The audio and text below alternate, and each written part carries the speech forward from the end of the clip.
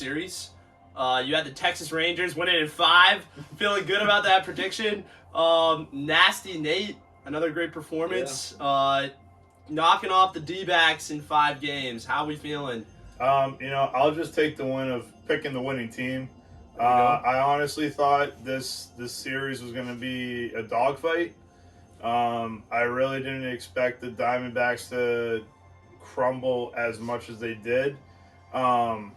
Even if, I did say 7 games, but even if they pushed them to 6 games, I would have counted that as a win too. Losing in 5 is tough because you essentially won 1 game for pretty much no reason. I guess, their heart just wasn't in it last night in the game. I didn't, get a chance to watch it. But, I mean, Nathan Eovaldi in the playoffs, we've seen it as Red Sox fans. It's a huge move to have him healthy in the playoffs.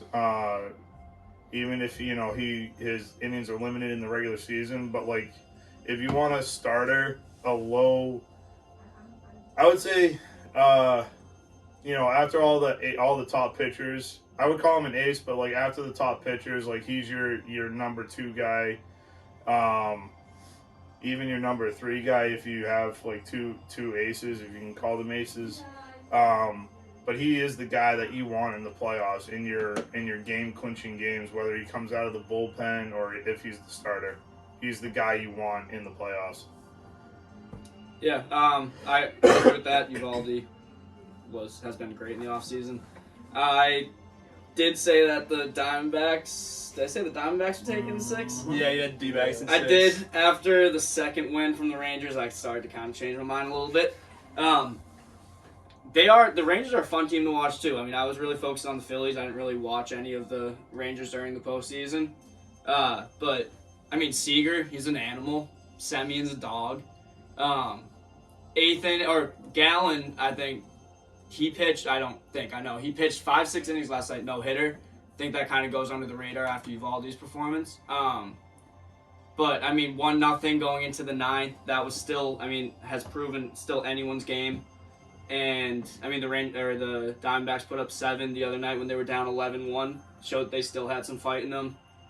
Last night, 1-0 going into the 9th, Alec Thomas, they had 2 guys on, both in scoring position, 3rd and 2nd. Ripper up the middle, routine, kind of crow hop, pick it up, throw it home, and Alec Thomas went right under his glove.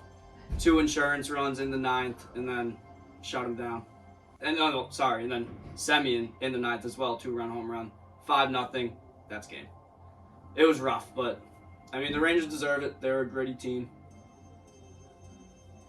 I just feel like I think that Arizona hurt themselves a lot in this series. I think between Christian Walker's base running error, between his base running error, his fielding error in Game 4, and then that play by Alec Thomas, I feel like it was a lot of that type of stuff. They get people in they get runners in scoring position. They couldn't really do anything with it. They had 2 guys who were hot. The rest of the lineup was cold. Like I mentioned in the last video, Christian Walker, one of the most underrated players, had a very poor showing in the whole postseason to begin with, to say the least. Evan Longoria's over the hill. You have a few guys, like Gabriel Moreno has shown a lot this year. I feel like that was a steal for Arizona from Toronto. But I think Arizona has a lot to be proud of, a lot to be looking back on saying, wow, that was a really good year, even though we lost in the World Series. Weren't even projected to win. I believe their over-under win total was about 71. Jeez. So they were 500 this year. Yes. They were 80. Squeaked in. It's a young team, inexperienced team, and now they have some experience under their belt, and they know what they need to do next year to win it all. That just shows the Red Sox. You could turn it around in 1 year. You get guys out there. The Padres are having cash flow problems. So maybe that means a Juan Soto comes here. Hopefully a guy like that. A Cody Bellinger even. So this is something that the Red Sox can look at and hopefully get better and say, make the playoffs. We don't necessarily have to win the division, even though they should be striving for that. just make the playoffs and run the table, because the last 2 years, the last seed in the National League has won the National League pennant.